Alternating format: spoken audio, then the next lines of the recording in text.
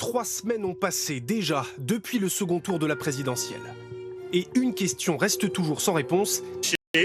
À la question sociale et à la question environnementale et à la question... Élu, désigner un nouveau Premier ministre donc, mais aussi tous ceux qui s'assiéront à la table du prochain Conseil des ministres. C'est l'heure du pot de départ pour Jean Castex. Cadeau de ses ministres jeudi soir à Matignon, ce maillot du 15 de France de rugby. Emmanuel Macron doit maintenant décider qui sera le nouveau capitaine de son équipe. Ce sera soit un profil de gauche qui n'effraie pas la droite modérée, soit quelqu'un de droite qui ne heurte pas la gauche modérée, résume un proche du président. Quand ce conseiller à l'Élysée s'amuse, il faudrait un Borloo au féminin avec 20 ans de moins. Une femme à Matignon, une première depuis Édith Cresson en 1991, voilà l'idée que semble retenir le président. Parmi les noms possibles, 3 venus de la gauche comme Audrey Azoulay, Elisabeth Borne ou Marisol Touraine, et un profil plus à droite, la sarkozyste et ancienne ministre Catherine Vautrin.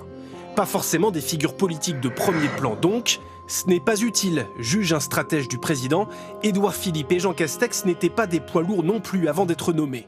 Mais en plus du nouveau Premier ministre, c'est un gouvernement entier et paritaire qui s'apprête à être désigné, avec semble-t-il un principe cher au chef de l'État. Peuple nouveau, président nouveau, mandat nouveau.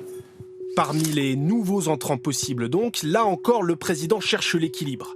Des élus de droite comme Damien Abad ou Éric Woerth, et des élus de gauche comme Pascal Canfin ou François Rebsamen. Autre question, que faire des quelques poids lourds de l'équipe précédente ? Bruno Le Maire, Gérald Darmanin, Gabriel Attal ou Olivier Véran en font partie, mais Emmanuel Macron est plutôt du genre pragmatique. Il n'est pas si bienveillant que ça avec ses ministres, estime un ténor de la majorité.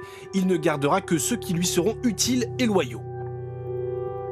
Indispensable aussi, réserver des places au gouvernement aux partis alliés, comme le MoDem, Agir, Territoire de Progrès ou Horizon d'Édouard Philippe. Les arbitrages d'Emmanuel Macron se font attendre. Il jouit de son pouvoir de nomination. L'attente participe du roman, observe un proche du président. Fumée blanche attendue en début de semaine sur le perron de l'Élysée.